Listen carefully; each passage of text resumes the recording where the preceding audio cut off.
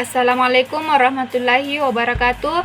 Saya atas nama Hatika Yunus akan menjelaskan materi tentang desain rencana pelaksanaan pembelajaran pada bagian urgensi rencana pelaksanaan pembelajaran.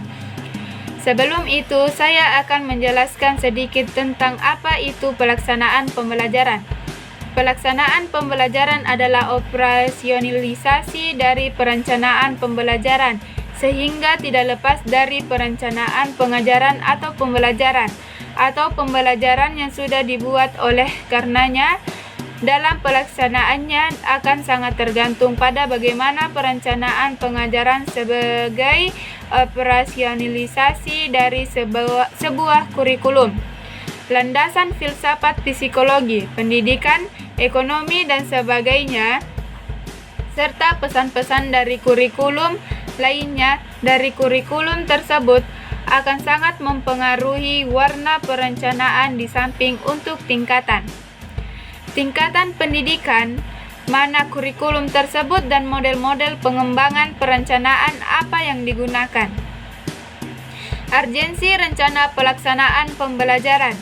Perencanaan merupakan bagian penting yang harus diperhatikan dalam implementasi kurikulum tingkat satuan pendidikan yang akan menentukan kualitas pembelajaran secara keseluruhan dan menentukan kualitas pendidikan serta kualitas sumber daya manusia atau SDM, baik di masa sekarang maupun di masa depan.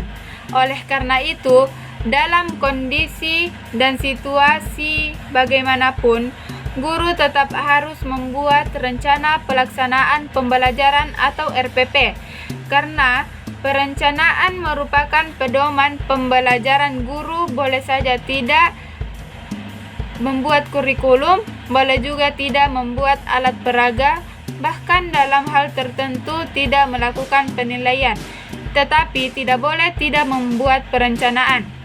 Urgensi perencanaan bagi guru dan peserta didik bertujuan diantaranya: 1.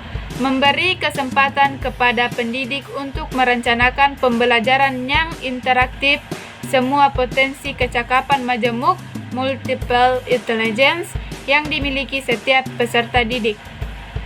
Yang kedua, memberi kesempatan bagi peserta didik untuk merancang pembelajaran sesuai dengan kebutuhan peserta didik, kemampuan pendidik, dan fasilitas yang dimiliki sekolah. Yang ketiga, mempermudah pelaksanaan proses pembelajaran. Yang keempat, mempermudah pelaksanaan evaluasi proses pembelajaran sebagai input guna perbaikan pada penyusunan RPP selanjutnya. Yang kelima, meningkatkan kemampuan guru dalam merancang pembelajaran sebagai bagian dari kompetensi pedagogik yang harus dimiliki guru. Yang keenam, proses pembelajaran yang dilakukan akan lebih terarah karena tujuan pembelajaran, materi yang akan diajarkan, metode dan penilaian yang akan digunakan telah direncanakan dengan berbagai pertimbangan. Yang ketujuh, meningkatkan rasa percaya diri pendidik pada saat pembelajaran karena seluruh proses sudah direncanakan dengan baik. Adapun urgensi perencanaan pembelajaran dalam peningkatan profesionalisme guru. Salah satu elemen penting dalam proses pembelajaran adalah pendidik yang profesional. Dalam sistem dan proses pendidikan manapun, guru memegang peranan penting. Para siswa atau peserta didik tidak mungkin belajar sendiri tanpa bimbingan dan pengawasan guru yang mampu mengemban tugasnya dengan baik.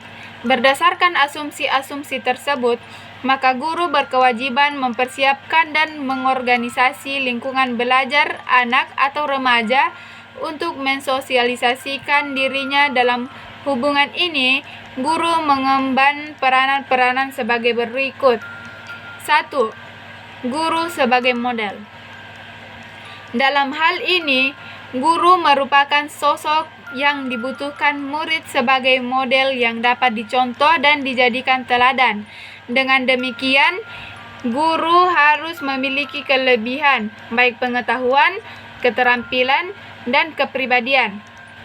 Yang kedua, Guru sebagai perencana.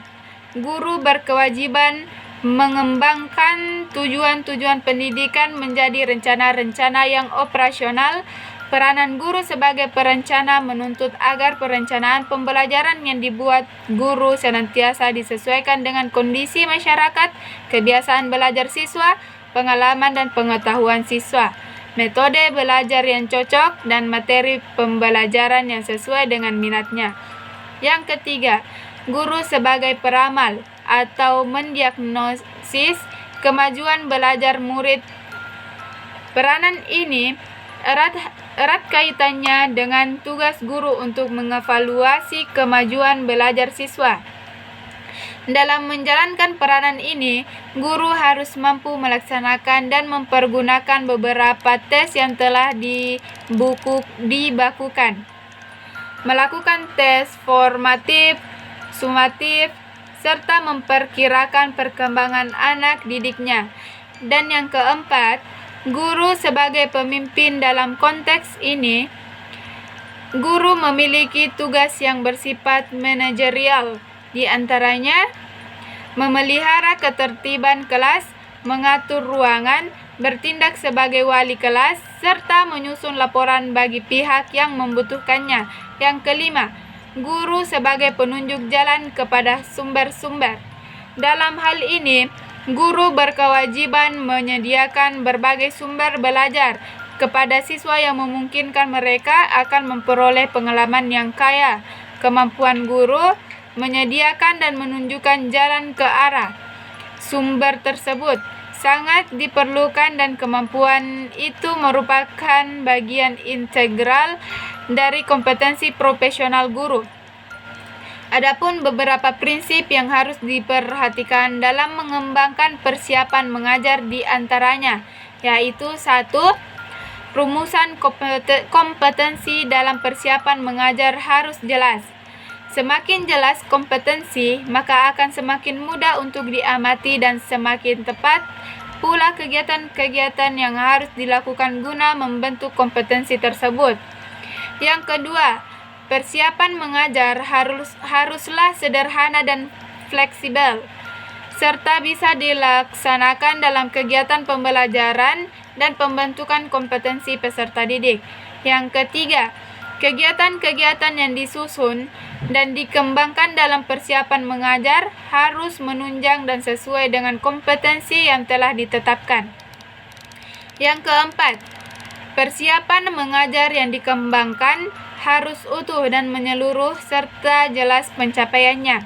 Yang kelima, harus ada koordinasi antara komponen pelaksana program sekolah, terutama apabila pembelajaran dilakukan secara team teaching atau moving class. Itulah tadi materi yang sempat saya bawakan mengenai urgensi rencana pelaksana pembelajaran. Sekian dari saya. Assalamualaikum warahmatullahi wabarakatuh.